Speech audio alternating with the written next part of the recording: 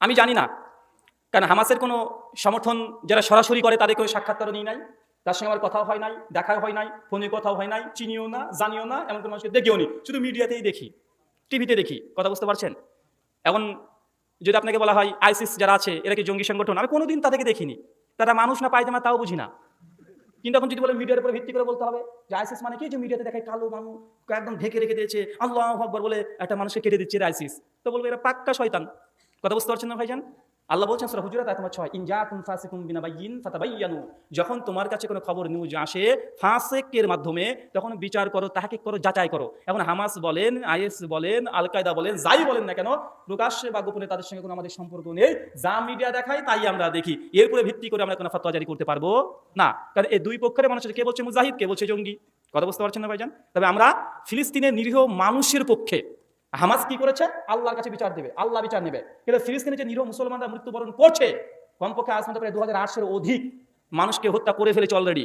গাজাতে 17 তারিখ 17 তারিখ রাত্রি 11টার পরেই একদম পুরো ইলেকট্রিসিটি পুরো বন্ধ, পানি পুরো বন্ধ, হসপিটালে 10,000 পুরো ক্যাপাসিটি ছিল, 10,000 মানুষ শেষ হয়ে গেছে, অক্সিজেন নেই, হসপিটালে গিয়ে আর কোনো কাজ নেই, বাড়ি থেকে ইলেকট্রিক আসতে পারছে না, পানির লাইন পুরোকে বন্ধ করে দিয়েছে, একদম হাহাকার চলছে, এতটা আমরা জানি। এই জন্য ভাই দোয়া করেন, আসমান থেকে আল্লাহ জন্য অঝর ঝরে বৃষ্টি দিয়ে মুসলিমদের হৃদয়কে প্রশান্তি দিয়ে দেয়। আমিন। হিন্দুদের মূর্তি দেখলে পাপ হবে কি হবে না? না, মূর্তি দেখাতে পাপ হবে না, তবে যে স্থানে মূর্তি পুজো হয় সেখানে ভিজিট করতে যাওয়া, দেখতে যাওয়া, অংশগ্রহণ করা, এটা সম্পূর্ণ নিষেধ এবং শিরিক। আমার আলোচনা পূর্বে একজন আলোচক বলে যাচ্ছিলেন যে নবী ইব্রাহিম আলাইহিস সালাম তিনি ভেঙেছিলেন, নবী ইব্রাহিম। তো অনেক হিন্দু দাদারা বলে দেখো মুসলমানরা মূর্তি ভাঙে। ভাই আমরা শুধু না, এটা এই কথা প্রথমে বলতে হবে ইহুদিদেরকে, নবী ইব্রাহিমকে তারাও মানে। এই ঘটনা ওল্ড টেস্টামেন্টের বাইবেলের বুক অফ লেভিটিকাসের মধ্যে এখনো আছে যে আব্রাহাম তিনি মূর্তি ভেঙেছিলেন। খ্রিস্টানরা এই কথা বিশ্বাস করে, মুসলমানরা বিশ্বাস করে, কিন্তু আমাদেরকে শুধু বলে ভাই, বলে না ভাইজান? তো ইব্রাহিম আলাইহিস সালামকে মানে তো খ্রিস্টান না, ইহুদিরা, তাদের বাইবেলে আসমানে লেখা আছে। তাই সুনান কুবরা আল বাইহাকি হাদিস নাম্বার 1789, সনদ হাসান ইবনে ওমর রাদিয়াল্লাহু আনহু, তিনি যখন কোনো গির্জার পাশ দিয়ে যেতেন তিনি বলতেন যে আমি ভীত সন্ত্রস্ত হচ্ছি, আল্লাহ না জানি এই সময় কোনো আযাব আমার উপর অবতীর্ণ করে দেন। তাই কোনো মুমিন কোনো শিরকি স্থানে অংশ নিতে পারে না, দূরে থাকবে। তবে কেউ দেখে নিলে গুনাহ হবে এমন কিছু নয়। শুকরিয়া। ভাই তোর জিনিস তুই যা ইচ্ছা তাই কর, কোনো সমস্যা নেই যদি ঘেরা থাকে। কথা বুঝতে পারলেন না ভাইজান? যদি ঘেরা থাকে যা ইচ্ছা তাই করেন, সমস্যা নেই ভাই। আমার স্ত্রীর মাথার একটু সমস্যা রয়েছে, তা আমি বুঝতে পারি, তবে সাধারণ মানুষের বাবা মা ভাই বোনের কাছে স্বাভাবিক, কেউ তার মাথার সমস্যা বুঝতে পারে না, এমন অবস্থায় তাকে তালাক দিলে আমি পাপ করব? ভাই এটা তো ডাক্তারের কাছে যেতে হবে, হুজুরের কাছে কেন? আপনার বড় মাথা খারাপ না পেট খারাপ সেটা আপনি ডাক্তারের কাছে যাবেন। প্রথম কথা হচ্ছে যে আপনার স্ত্রী যদি অ্যাবনর্মালিটি কিছু বুঝতে পারে, মানে সম্পূর্ণ মানে পাগল নয়, যেটাকে বলে অ্যাবনর্মাল, মানে স্বাভাবিক মানুষের চেয়ে কিছু কিছু ক্ষেত্রে ব্যতিক্রম, এই শুধু ব্যতিক্রমের কারণে আপনার স্ত্রীর ব্যতিক্রম থাকার পরে যদি আপনার হক আদায় করে, সন্তানের হক আদায় করে, কথা বুঝতে পারছেন, আপনার নিজের হক আদায় করছে, সন্তানের হক আদায় করছে, পরিবারের হক আদায় করছে, তাহলে স্ত্রীকে তালাক দেবেন না। কারণ আল্লাহ সুবহানাহু ওয়া তাআলা তাকে যদি অ্যাবনর্মাল করেই পাঠান, এটা আপনার জন্য পরীক্ষা। কি বললাম কথা বলেন? স্ত্রী, কন্যা, পুত্র, জমি, সম্পত্তি, এগুলো কি পরীক্ষা। সূরা বাকারা 155 নম্বর আয়াতের পর, সূরা আল ইমরান 186 নম্বর আয়াতের পর আল্লাহ বলে দিয়েছেন এগুলো আপনার জন্য, এগুলো পরীক্ষা। তাই শুধু এই কারণেই আপনি তালাক দেবেন এটা উচিত নয়। শুকরিয়া। প্রথম বিবাহ বিচ্ছেদের পর দ্বিতীয় বিবাহ করি, আমার কোনো পক্ষে মেয়ে আছে, কিন্তু আমার বর্তমান স্ত্রী তাকে মেনে নিতে পারে না এবং কিছু দিলে হিংসা করে, এখন আমার করণীয় কি? দুই বউ কোথায় আছে ভাইজান? একই বাড়িতে? না না, বিচ্ছেদ হয়ে গেছে, প্রথম বিবাহ বিচ্ছেদ হয়েছে। প্রথম বিয়ে বিচ্ছেদ হয়ে গেছে, মানে তালাক হয়ে গেছে। আচ্ছা, মানে বউকে দেন না, আপনার মেয়েকে দেন তার মানে। আর দ্বিতীয় বউ এখন রাগ করে, মেয়েকে দিলে রাগ করলে কাজকলা দেখাবেন, ওই মেয়েটার হক ওকে দেবেন, কোনো সমস্যা নেই। শেখ আব্দুর রাজ্জাক বিন এর মতো এখন উত্তর দেবো কিছু এক কথাতে, ঠিক আছে? আসসালাম। আমার নামের শেষে ব্রাদার লেখা কেন? আচ্ছা, এটা শেষে দিতে হবে। আমরা জানি হিন্দুদের পূজার জন্য অর্থ সহযোগিতা, কিন্তু মুসলিমদের দেওয়া কর বা ট্যাক্স এর টাকা সরকার হিন্দুদের পূজায় দিচ্ছে, তাহলে আমরা গুনাহগার হব কি? রাষ্ট্রীয় ফান্ড থেকে সরকার যদি কোনো ভর্তুকি দেয় যে কোনো ধর্মের ব্যক্তিদেরকে, এটা বৈধ, অবধারিত, দিতে পারে। তবে ধর্মীয় কাজে দিতে পারবে কি পারবে না এটা নিয়ে সালাফদের থেকে দ্বিমত ছিল। এটা মনে রাখবেন যে অমুসলিমদের সোশ্যাল ওয়ার্কিং, মুসলিম রাষ্ট্রে অমুসলিম যারা বৃদ্ধ হয়ে গেছে তারাও ভাতা পাবে। কথা বুঝতে পারছেন? যদি মুসলিমরা ভাতা পায়, অমুসলিমরা কি ভাতা পাবে? ওমর ইবনুল খাত্তাব রাদিয়াল্লাহু আনহু খিলাফতে তিনি ভাতা দিয়েছেন অনেক ইহুদি নারীদেরকে। কিন্তু ধর্মীয় কোনো অনুষ্ঠানে ইসলামী শাসক তিনি বন্টন করতে পারবেন কি পারবেন না?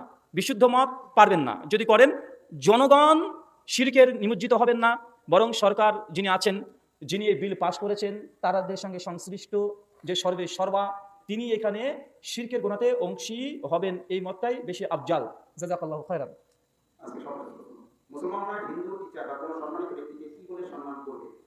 যে এলাকাতে যা বলে সম্বোধন করতে হয় সেই এলাকাতে তাই বলে সম্বোধন করবেন। কোনো জায়গায় যদি থাকে স্যার তো স্যার, এবং চীনে গিয়ে যদি থাকে চুম তো চুম। বুঝতে পারলেন না ভাইজান? মানে সম্মানীয় ব্যক্তি যারা আছে, যেমন সৌদি আরবে শেখ ইয়া শেখ, কথা বুঝতে পারলেন না ভাইজান? যে এলাকাতে যেইভাবে সম্বোধন করলে মানুষ এটাকে ভালো মনে করে। যেমন হিন্দু দাদারা কি বলে, তারা শ্রী বলে, শ্রীমতী বলে, তারা দেবী বলে, মেয়েদেরকে দেখা হলে বলে যে অমুক দেবী তাই বলে, আগে বলে দেবী শ্রীমতী, এসব শব্দ ব্যবহার করে। একটা ঘোষণা আমার লেখা বই আছে এবং আজকে অফারও আছে, মানে সরাসরি প্রকাশনী তারা দিয়ে দিয়েছে। প্রায় বই আছে প্রায় 10খানা 11খানা মতো, 10খানা বই। আগে যারা বই নিয়েছিলেন তাকলিদ বিভ্রান্তি নিরসন, দুঃখের খবর এবং সুখের খবর। তাকলিদ বিভ্রান্তি নিরসন বইটা আগে ছিল 112 পৃষ্ঠা, এখন হয়ে গেছে 168 পৃষ্ঠা। মহাভারত, গোটা মহাভারত রচনা করা হয়েছে যুদ্ধের ময়দান নিয়ে। ভাগবত গীতা 18খানা অধ্যায় আছে, 700খানা শ্লোক আছে, গোটাটাই যুদ্ধের ময়দানেরই কথা বুঝতে পারছেন না ভাইজান? অথচ আমাদেরকে আবার অভিযোগ করা হয়, আর গীতাতে শ্রীকৃষ্ণ পরিষ্কারভাবে বলছে যারা কৃষ্ণকে বিশ্বাস করে না তারা হচ্ছে নির্বোধ, তারা হচ্ছে মূর্খ, তারা অসুর। এখন কি আমরা গীতার এই শ্লোক নিয়ে হিন্দু দাদাকে অভিযোগ করবো যে তোমাদের গীতা কেন বলছে আমরা মুসলমানরা অসুর? বলবো কি কথা বলেন? আমরা তো কোনো অভিযোগ করি না, কিন্তু হিন্দু বা অন্য ধর্মের অনুসারে তারা কিন্তু এটাকে মেনে নিতে পারে না। যখন আমরা তাদেরকে কি বলি, আমরা যখন কাফের বলি। আসেন আবারও ওই অংশে চলে যাই। ভোট দেওয়ার 4টে পর্যায়, কখনো ফরজ তথা ওয়াজিব, কখনো শিরক, কখনো বৈধ, কখনো হারাম। কোন পর্যায়ে? কোনো এক রাষ্ট্রের সরকার সে যদি কাফের হয় এবং পাশাপাশি মুসলমানদের ফরজ পালন দিতে বাধা দেয়, ফরজ পালন করতে বাধা দেয়, হয়তো নামাজ পড়তে দেয় না, বা নামাজ পড়তে দেয় মসজিদে আজান দিতে দেয় না, অথবা হজ করতে যাওয়ার জন্য বাধাপ্রাপ্ত হতে হয়, অথবা ইসলামী বিভিন্ন যে ফরজ পালন আছে এইগুলোকে বাধা দেয়, এরকম কোন রাষ্ট্রের শাসক যদি থাকে, তাহলে এর বিরুদ্ধে দেখা যাচ্ছে আর একটা পার্টি আছে, আর একটা দল আছে, যে দলটাও কাফের, মানে অবিশ্বাসী। কিন্তু আমি আপনি সকলেই জানি যে দল ক্ষমতায় আছে থাকছে, এর কারণে মুসলিম জাতির উপরে অত্যাচার হচ্ছে, মুসলিম জাতির উপরে অত্যাচার হচ্ছে, ধর্ম পালন করতে পারছে না।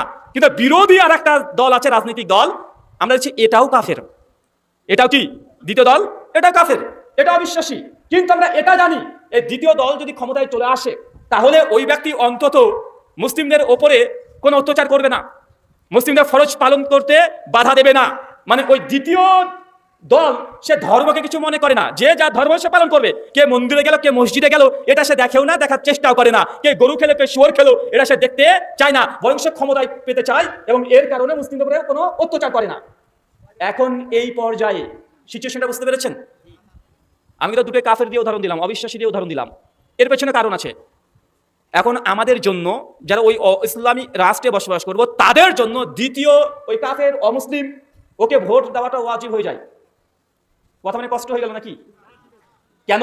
কারণ আমি জানি যে শাসক ক্ষমতায় আছে, যদি আমরা মুসলমানরা ভোটকে বয়কট করি, বললাম ভোট দেব না, ভোট দেব না, তাহলে দেখা যাচ্ছে মুসলমানদের 30% ভোট এটা কেউই পেল না, কিন্তু বাকি যে 70% নির্দিষ্ট একটা ধর্মের বা একটা রাজনৈতিক দলের ভোটগুলো একদম ডাইরেক্ট পেয়ে গেল।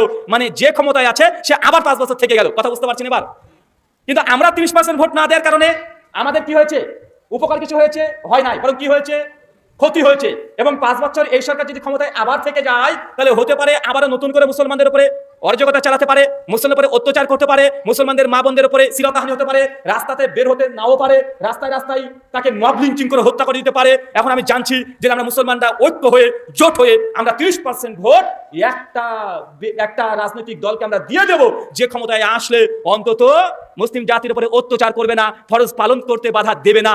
এই 2 নাম্বার ব্যক্তিদেরকে ভোট দেওয়া মুসলিমদের জন্য সেই সময় ইসলামী রাষ্ট্রে তখন কি হয়ে যায়? ওয়াজিব হয়ে যায়। যদি না দিই তাহলে ক্ষমতায় থেকে যাবে, আবার অত্যাচার করবে। কথাই এখানে এই অংশটা বুঝতে পেরেছেন তো? ওয়াজিব কখন হয়? আচ্ছা, 2 নম্বর পর্যায়ে কখন শিরক হয় এবার বুঝি। শিরক কখন হয়? যে রাষ্ট্র ইসলামী রাষ্ট্র, আচ্ছা হারাম তাকে বোঝায়। ধরেন সৌদি আরব বা কুয়েত, কাতার, বাহরাইন, পৃথিবীর বিভিন্ন রাষ্ট্র আছে যেখানে ইসলামী শরিয়া আইন আছে, তবে খিলাফতের মাধ্যমে নয়, রাজতন্ত্রের মাধ্যমে আছে। না নাই কথা বলেন? খিলাফতের মাধ্যমে নয়, রাজতন্ত্রের মাধ্যমে আছে। তো এক্ষেত্রে দেখা যাচ্ছে ইসলামী খিলাফতের মাধ্যমে না থেকে রাজতন্ত্রের মাধ্যমেও ইসলামী শরিয়া আছে। ইসলামী হুদুদ কিসের উপর আছে? ইসলামী পন্থায় আছে, পদ্ধতি ভিন্ন। এখন সৌদি আরবের কোনো জনগোষ্ঠী যদি তারা আন্দোলন করে, একটা গোষ্ঠী বের হয়ে বলছে যে সৌদি আরবে আমরা ইসলামী রাষ্ট্র চাই না, আমরা চাই পশ্চিমা বিশ্বের সংবিধান, মডার্ন ল। কথা বুঝতে পারছেন? এখন সৌদি আরবের কোনো জামাত যদি বেরিয়ে চলে আসে এবং তারা দাবি করে, আন্দোলন করে, জনমত যদি গঠন করে যে আমরা ইসলামী রাষ্ট্র চাই না, আমরা চাই পশ্চিমা মডার্ন ল, তখন এই পশ্চিমা মডার্ন ল এর পক্ষে যারা যারা সৌদি আরবে ভোট দিবে তারা প্রত্যেকে শিরক করবে। কথা বুঝতে পারলেন এবার? কেন এখানে শিরক হবে বলেন তো ভাইজান? কারণ আল্লাহর বিধান বাদ দিয়ে মানব রচিত মডার্ন ল, এখানে আল্লাহর বিধান সরিয়ে দিয়ে এখানে আল্লাহর বিধান পরিবর্তে মানব রচিত ল নিয়ে আসছে। এই জন্য এটা হবে কি? এটা হবে শিরক। কি বললাম? এটা পরিষ্কার শিরক। আচ্ছা, 3 নাম্বার, হারাম কখন হবে? হারামটা অনেকটা এই পর্যায়ের, তবে এখানে দুটোই মুসলিম হতে পারে। তাই আপনাকে আমি আগে বলছি, ভোট এটা নির্দিষ্ট দেশের উপরে ভিত্তি করে ফতোয়া জারি হবে। এটা একটা ফতোয়া গোটা বিশ্বের চলবে এটা নয়। ভারতের জন্য আলাদা ফতোয়া, সৌদি আরবের জন্য আলাদা ফতোয়া, বাংলাদেশের জন্য আলাদা ফতোয়া। কারণ ইসলাম ভূখণ্ডকে 3টে ভাগে ভাগ করেছে। একটা দারুল আমান, একটা দারুল আমান মানে শান্তি, যখন ইসলাম কায়েম হয়ে আছে। একটা দারুল হার্ব, যখন ইসলাম নেই, কাফের শাসক। কথা বুঝতে পারছেন? আর একটা হচ্ছে দারুদ দাওয়া, যেখানে ইসলাম প্রচারই হয়নি, ইসলাম যায়নি।